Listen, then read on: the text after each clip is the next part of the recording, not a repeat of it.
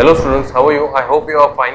Today in this part we are going to discuss about the next phylum, that is phylum Hemichordata, and this will be the last phylum from the non-chordates. Okay. So let's start with the phylum Hemichordata and let's understand the general characteristic feature of the Hemichordata. Okay. So the phylum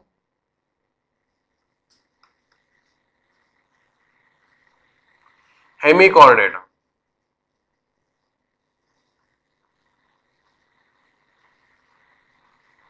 Okay, phylum Hemichordata.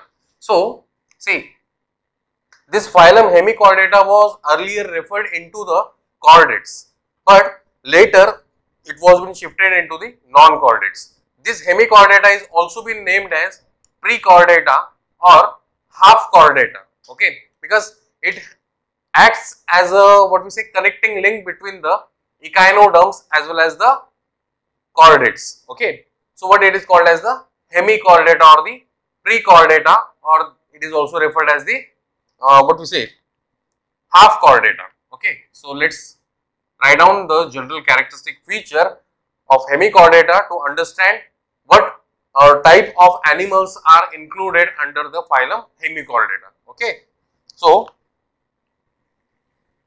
they can also be termed as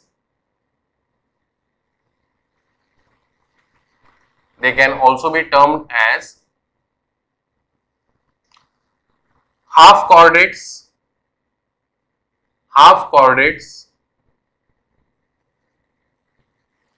okay, or prechordates. Okay, the next, the animals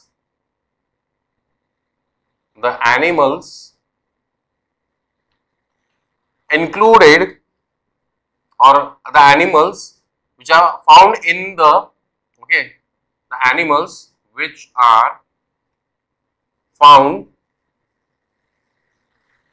under this phylum,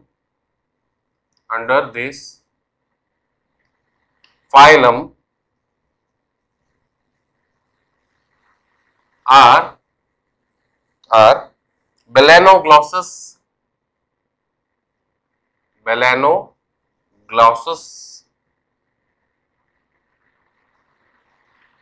and Saccoglossus.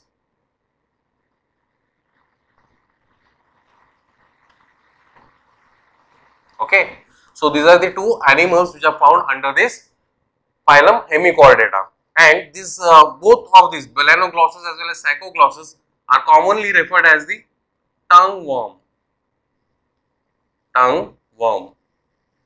So from this word we can understand that the animals are having worm-like body, okay, or worm-like body appearance. Okay, so these are commonly called as the tongue worm.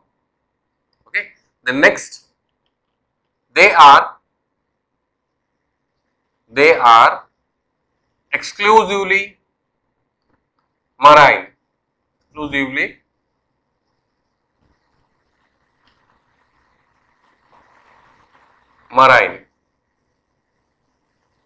Okay, that means they are found in the marine water itself. Okay, the next, they are normally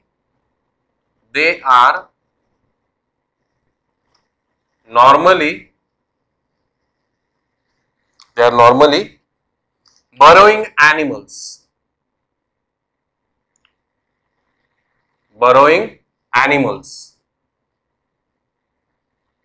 So underwater they are formed, okay, into U-shaped burrows. Okay, so one end of that U-shaped burrow will contain the mouth, and another end of that U-shaped burrow will consisting of the anus. Okay, so these are normally burrowing animals and found in U-shaped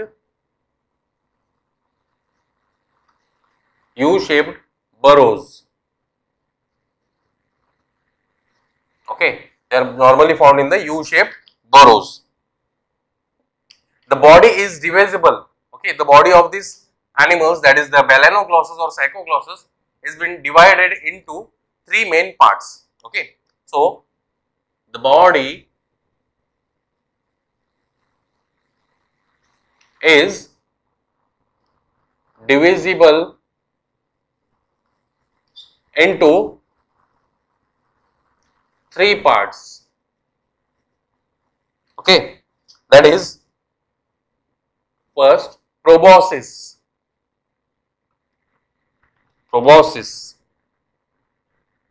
second collar, and third trunk. So these are the three different parts in which the body has been divided. Okay, so generally they are termed as the half chordates or the pre-chordates. Okay, the animals they are found in this phylum are the Balanoglossus or Psychoglossus, which are commonly called as tongue-worm. Okay, they are exclusively marine, and normally these are burrowing animals and found in U-shaped burrows under marine water. Okay, and the body is divided into three main parts, that is proboscis, collar and trunk. So let us see what is proboscis, collar and trunk and where exactly they are found in these organisms. Okay, so let us see here, we will draw the diagram, okay, of the Balanoglossus to understand the proboscis, okay, the location of proboscis, then location of collar and the location of the trunk, okay, and what it consists of, basically what type of organs are seen in such animals. Okay, so if we look after the structure, it consists of triangular head region, okay, or the anterior part, that anterior part is triangular, okay, and this part is called as the proboscis. Okay, next to the proboscis is the collar region. Okay, it is a collar region.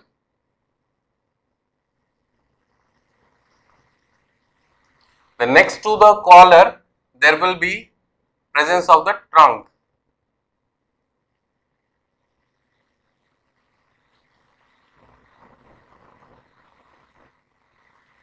There will be presence of the trunk.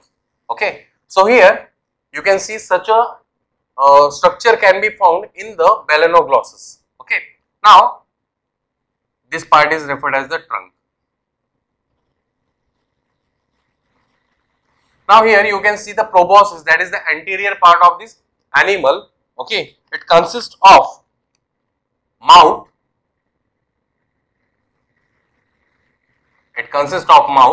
at ventral part. Ventral means the part which is found from the anterior side. Okay, anterior, that is mouth side, that is called mouth. Okay, and with mouth which is ventral. Okay, at the ventral part. Then from the dorsal part we can see there will be formation of a proboscis gland. Now this proboscis gland in these organisms can be acting as the excretory organ, okay, which is responsible for excretion. Okay, then next to that is the collar. Okay, this collar has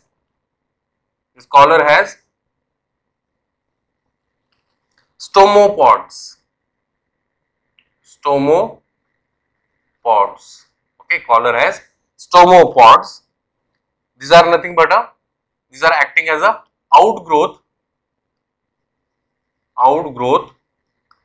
okay, of buccal cavity. Okay, so you can write in the point wise also. The anterior part of the proboscis consists of the mouth from the ventral side, and from the dorsal side it consists of the proboscis gland which acts as an excretory organ. Then next, the triangular part is called proboscis. Next to that is the collar which has a stomopods which act as a outgrowth of the buccal cavity. Then next, the trunk part it consists of certain flap-like structures. Okay, it consists of certain flap-like structures, and this, okay, you can call this flap-like structures.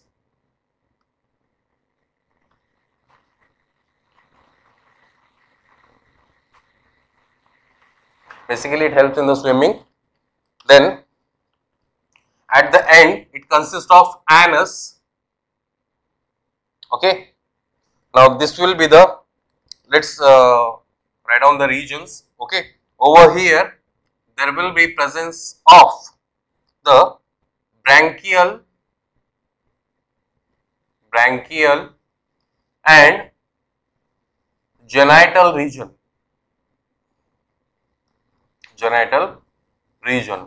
That means in this region there will be presence of the gills. Okay, we have seen the type of respiration in case of animals. Okay, if it is branchial, okay, that means the respiration is through gills. Okay, that is through gills. And if it is having the pulmonary and all that type, that will be through the lungs. Okay, or cutaneous also one type of respiration we have seen. So here branchial means it is through gills, and genital region means it consists of the either male as well as or the female gamete. Okay, as in case of these animals the sexes are separate. Okay, so here you can form any kind, means these animals can form any of the gamete over here. Okay, the next, this region is referred as hepatic region. Hepatic region means what? It may consist of certain glands which can secrete the digestive juices. Okay, so the hepatic glands are present. The next, this part is referred as the abdominal part.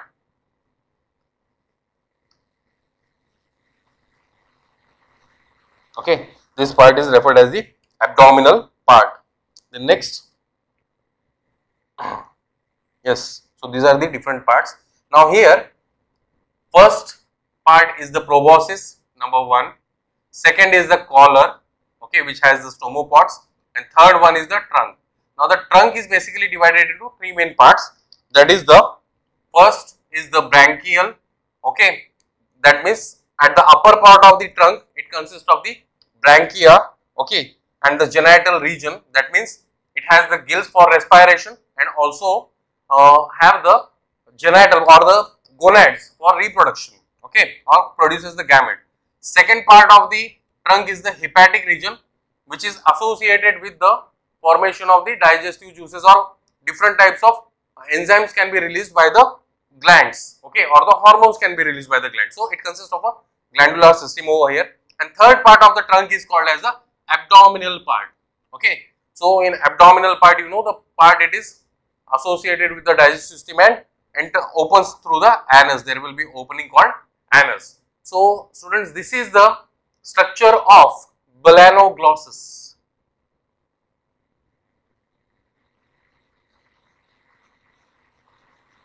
Okay, this is the structure of balanoglossus. Okay, so I hope you are getting this. Now let's see some more interesting characteristic feature of the phylum Hemichordata. Okay, so I'll write here, they are unisexual.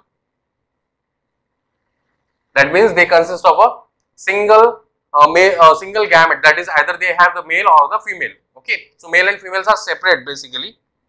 Then development is indirect. Okay, so development in case of these animals after fertilization is indirect. Okay, so here it may be having the larva, that is larva is called Tornaria larva. Tornaria larva. Okay, so this is the name of the larva which is formed under this hemichordates. Next, they are considered, okay, So who the hemichordates are considered a connecting link. Okay, this is most satisfying what we say statement about this hemichordates. Okay, these are acting as a connecting link between echinoderms and the chordates. So acts as connecting link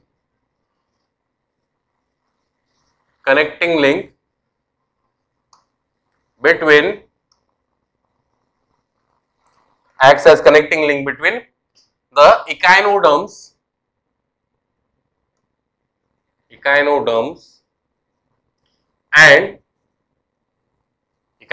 and chordates. Okay, so these are the connecting links. So the question may be asked directly on this part, that is, which of the phylum acts as connecting link between the echinoderms and the chordates. So you should be able to answer this question. Okay, so options will be given, different options will be given. Of that you have to understand. Otherwise, the examples might be given like balanoglossus, saccoglossus. Okay, or other some examples will be again in the options. So you need to understand what type of example resembles to what type of phylum and which will be the correct among that. Okay, so these are certain few characteristic features again. Then next, they are, okay, who? They are deuterostomes. I am writing here, they are deuterostomes. What do you mean by deuterostomes? See, during the embryonic development, okay, there will be formation of a blastopore, and that blastopore will either give rise to the mouth, okay, that is called protostome, or it will be give rise to the anus first, then it will be referred as deuterostome. So normally the animals which are found from the echinoderms and the chordates, okay, are the deuterostomes. Okay, that means the anus is developed first and the mouth will be developed later. So in this situation they are deuterostomes. The next, they have complete digestive system. Have complete digestive system. Now what is meant by a complete digestive system? That means they have the complete alimentary canal, okay, so that which opens with the mouth and ends with the anus, okay, that is called complete digestive system. Then next, they have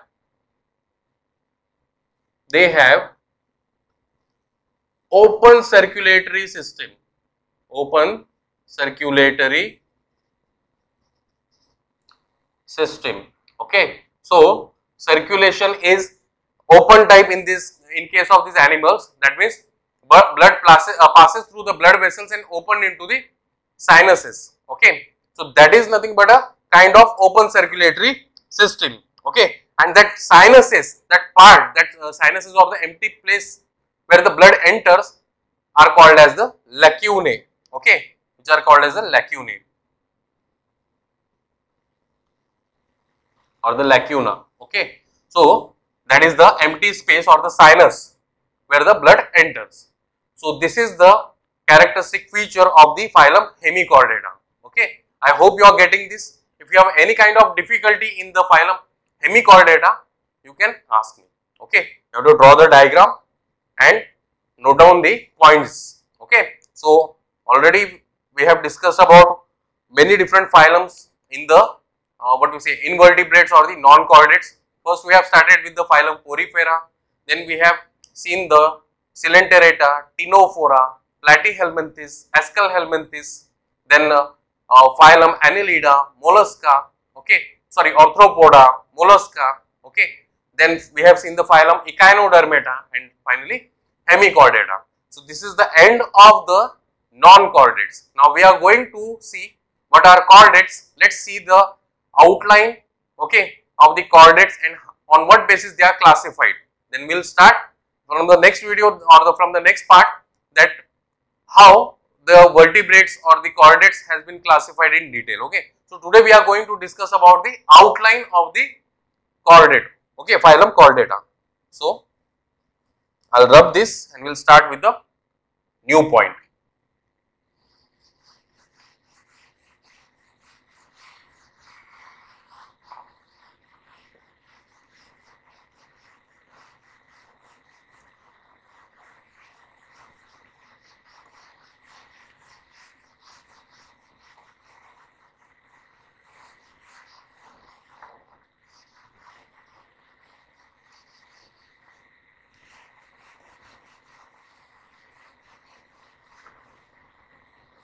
Okay, so in kingdom Animalia, now we are going to discuss with the last phylum.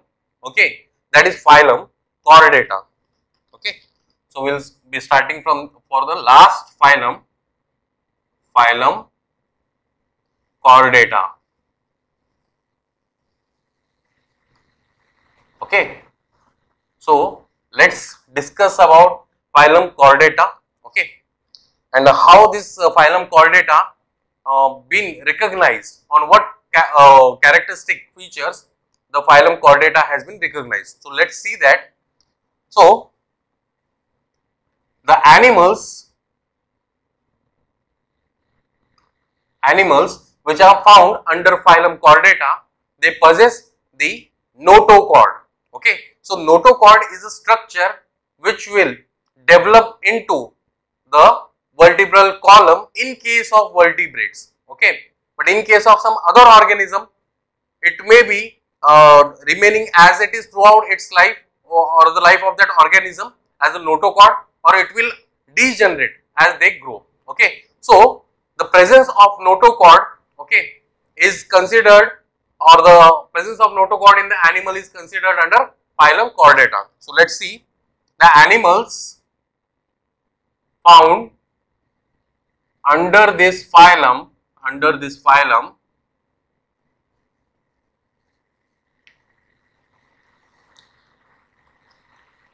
okay, have dorsal solid notochord.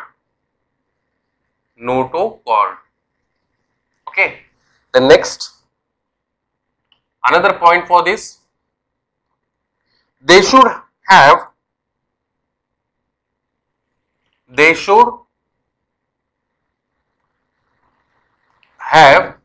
presence of gill slits. Okay, so these are the opening, or the gill slits are the opening for respiration, okay, or for exchange of gases. The next, they should have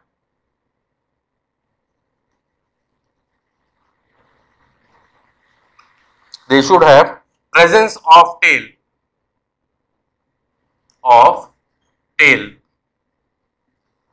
The next, they should have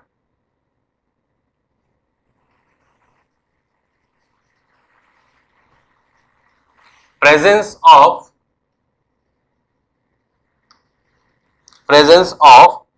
dorsal hollow central nervous system.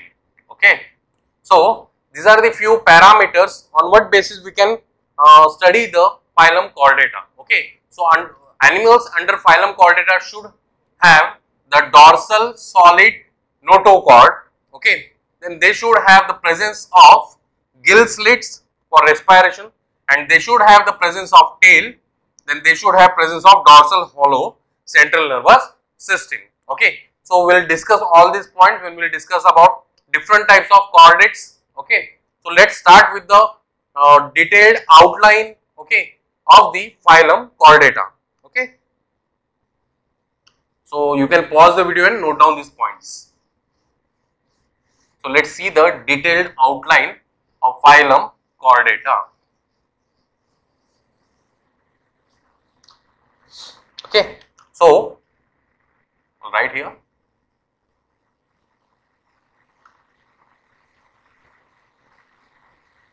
Chordata is been classified into, or is been divided into 3 subphylums. Okay, it is divided into subphylum or subphyla. See, this is the Chordata is a phylum, right? And it is divided into 3 subphyla. Which are those? First, it is Urochordata, or you can write subphylum Urochordata. Subphylum Urochordata. Okay, then next subphylum Cephalochordata.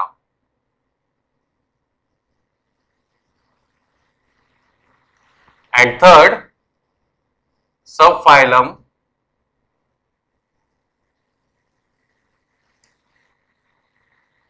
Vertebrata. Vertebrata. So these are the three subphylums which are studied under phylum Chordata. Okay. So let's see what we are going to discuss just a introductory part. We will discuss about this phylums in detail in the next part. Okay. So today just we are going through the outline. Okay. So subphylum Urochordata. Okay, what it consists of basically. So in subphylum Urochordata,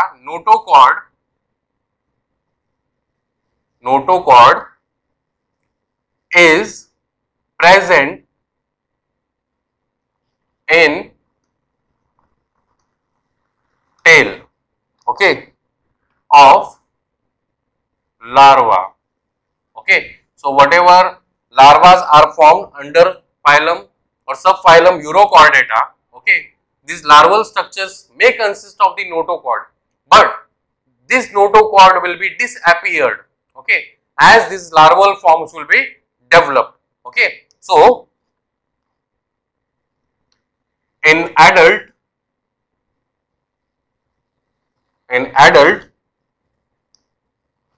larva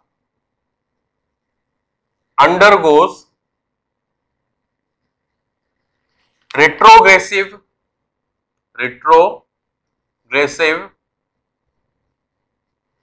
metamorphosis.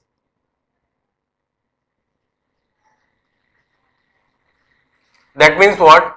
See, we have studied about the metamorphosis. That means the stages for the development of an organism from larva to the adult stage. So during the formation of the adult stage, okay, that notochord will undergo retrogressive metamorphosis. That means it will degenerate, okay, in the adults. So this is called the what we say retrogressive metamorphosis. So basically, and one more thing is there, as I told you, notochord is present in the tail of the larva, right?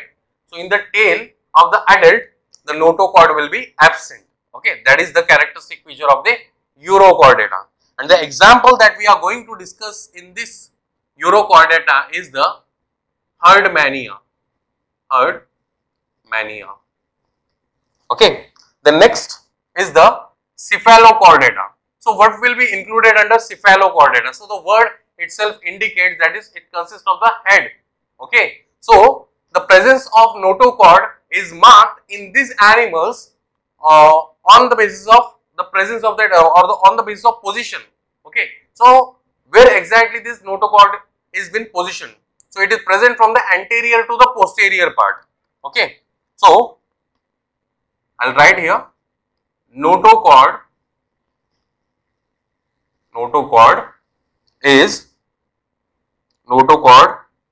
runs from anterior to posterior end, okay, posterior end, and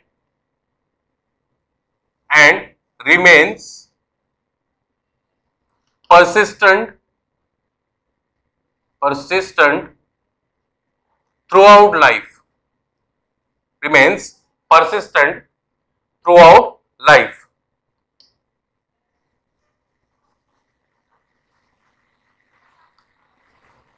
Okay, so this is the characteristic feature of the subphylum Cephalochordata. That means notochord runs from the anterior to the posterior end and remains persistent, means it will not be showing any kind of change throughout the life of a organism which are found under subphylum Cephalochordata. And the example that we are going to discuss in this subphylum is Amphioxus. Okay, Amphioxus. This will be the example will be studied under the subphylum Cephalochordata. We will see the structure, okay, of Herdmania, Amphioxus, and we will see the general characteristic feature of this subphylums. Okay. Now, one more point I would like to tell you: the subphylum Urochordata and subphylum Cephalochordata, they togetherly referred as the protochordates. Protochordates. Now, why they are called protochordates? See, as we can see in the chordates, they consist of a brain, right, which consists of a covering, okay, which consists of a covering that is called brain box or the cranium. In these animals, that is the subphylum Urochordata and Cephalochordata, they lack the cranium. So, the protochordates are also referred as, okay, the acraniata. Okay, so when the questions comes like the animals which are belonging to acraniata group, then you might be able to answer the question by remembering these points. Okay, so this is about the protochordates or the subphylum Urochordata and the Cephalochordata. Okay, now let's see what is included under subphylum Vertebrata. Okay, so subphylum Vertebrata, in this the notochord is replaced by the vertebral column. So that means the notochord will develop into vertebral column, which is also referred as the backbone. Okay. Now here, this subphylum Vertebrata, okay, also been referred as the craniata, as the animals which are present in this subphylum consist of cranium. Okay, so it is also called as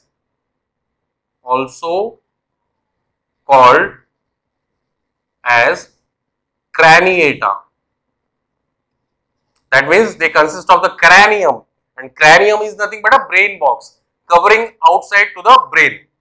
The next, now these are further classified, okay, these are further classified into different types. So to understand these different types, I have to rub this part, okay.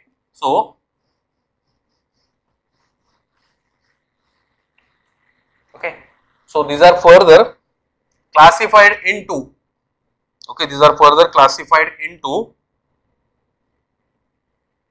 two types, that is Anathostomata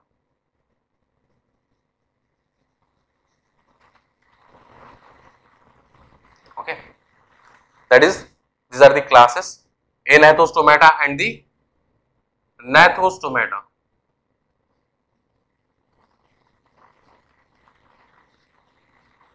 So Gnathostomata, okay. So here we have seen the two different types under the subphylum Vertebrata. Now, what are the animals which are included under Anathostomata? So animals which are seen under Anathostomata, okay, includes the animals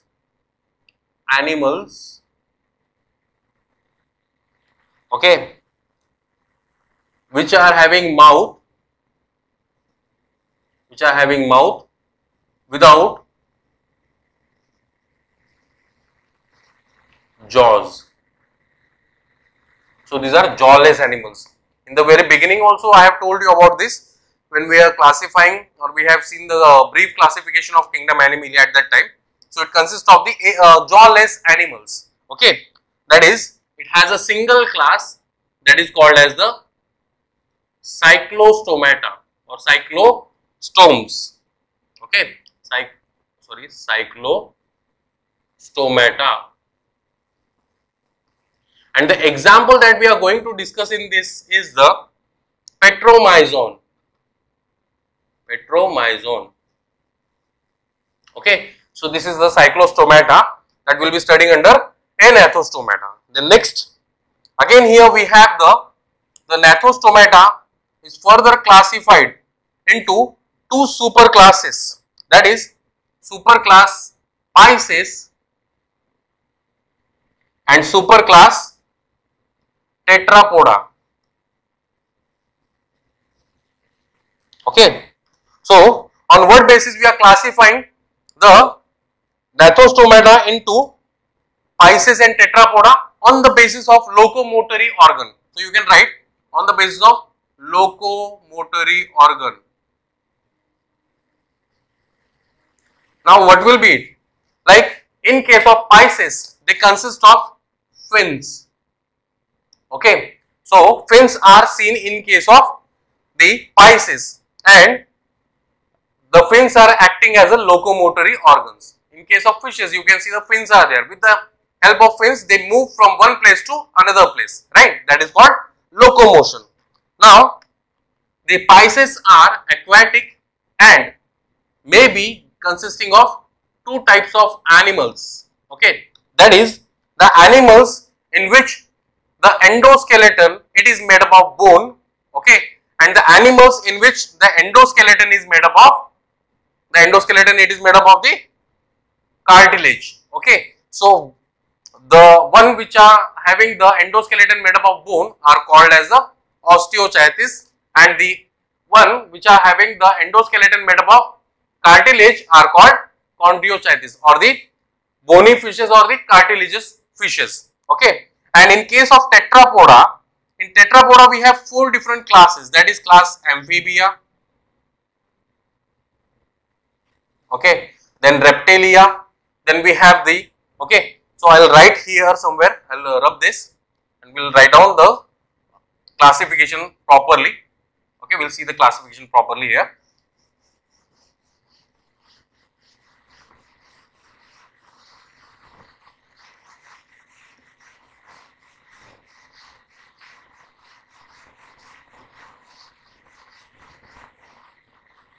See, so basically I am writing the classification of vertebrata. Okay, that is the subphylum vertebrata, which is also referred as the craniata. Okay, so these are classified into two types, that is the Anathostomata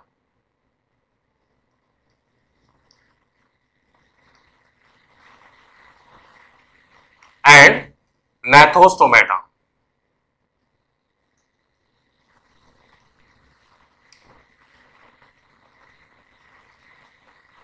Okay, so the classification of subphylum vertebrate into Gnathostomata and Anathostomata and Gnathostomata is on the basis of jaws, presence of jaws.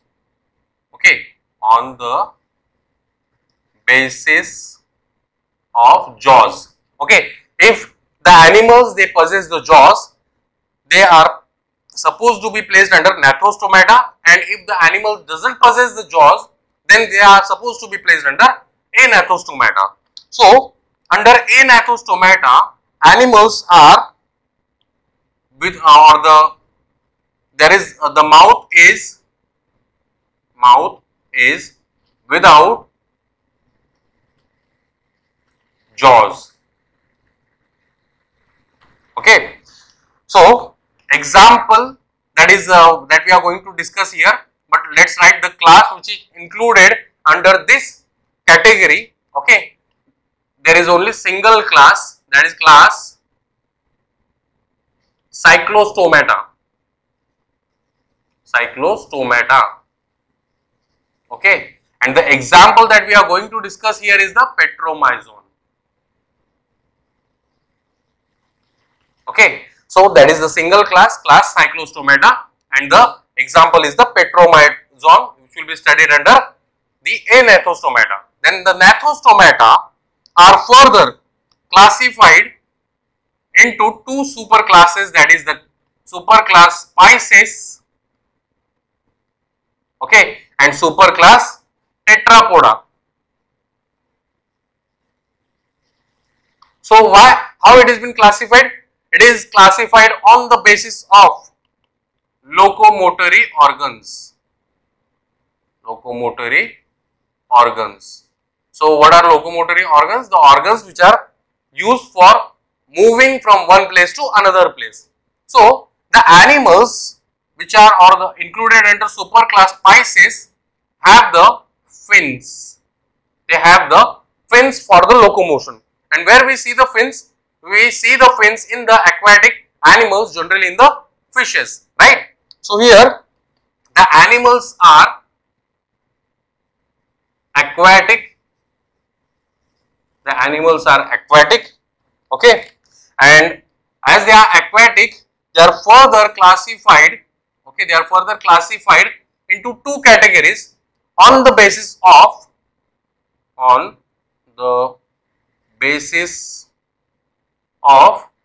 endoskeleton. Endoskeleton, okay, they have. So on the basis of endoskeleton, they can be of two types, that is chondrioitis and osteochitis.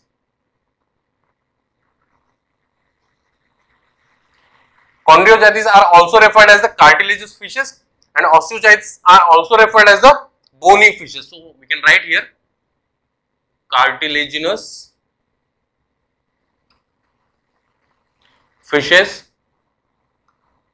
and here bony fishes.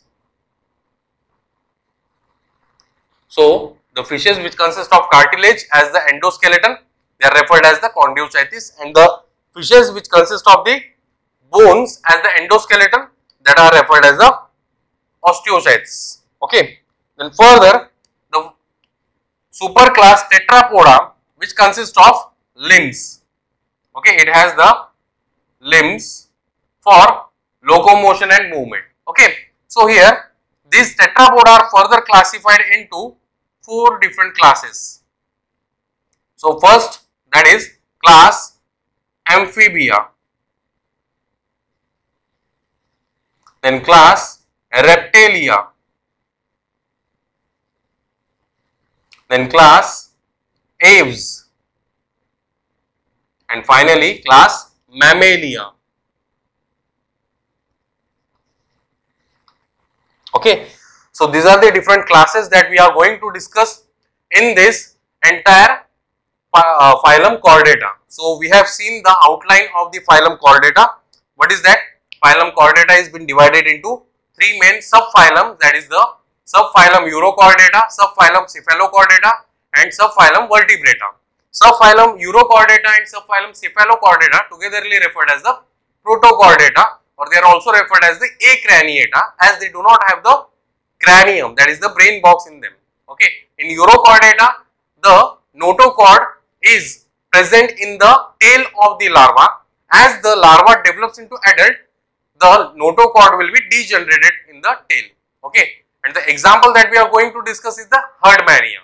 Then next, in the Cephalochordata, the notochord, it is present from the anterior part to the posterior part, means from the head to the tail region. But the structure which are found in the cephalochordates will not develop further. Okay. So the notochord will remain as it is in that larval form throughout the life. Okay. Then next, Vertebrata, subphylum Vertebrata, which is also referred as Craniata, as the animals which are belonging to subphylum Vertebrata consist of the cranium. So they are called Craniata. In here, the notochord is been replaced by the vertebral column, and on the basis of jaws, okay, or on the basis of presence or absence of jaws, vertebrates can be classified into 2 main categories, that is the Anathostome and the Gnathostomes, okay, or Anathostomata or the Gnathostomata. So in Anathostomata, we see the animals, okay, which are having mouth but without jaws. Okay, so the jawless animals, and the class included under Anathostomes is the class Cyclostomata. Okay, a single class is there and which consists of a Petromyzon. Okay, that is the animal which is seen in case of class Cyclostomata. Then Gnathostomata is further classified into 2 superclasses, that is superclass Pisces and superclass Tetrapoda. So superclass Pisces is been marked by the presence of the fins. okay, as the locomotory organs, and superclass Tetrapoda is marked by the presence of the limbs as the locomotory organs. Now here, these are aquatic, the Pisces are aquatic, and on the basis of presence of endoskeleton are further classified into chondrochytids and the osteocytids. That is, if the cartilaginous fishes or the fishes have the cartilage as the endoskeleton, they are called as the chondrochytids, and if the fishes have the bones as the endoskeleton, that means they are osteocytids. Then here Tetrapoda. In Tetrapoda, the animals that bear the limbs. Okay. So here Amphibia, class Amphibia is there. We have to study the Reptilia. Then we will study about the class Aves and the class Mammalia. So students, this is about the outline of phylum Chordata, and from the next class onwards we are going to discuss about entire description of all these subphylums under phylum Chordata. Okay. Till then, thank you.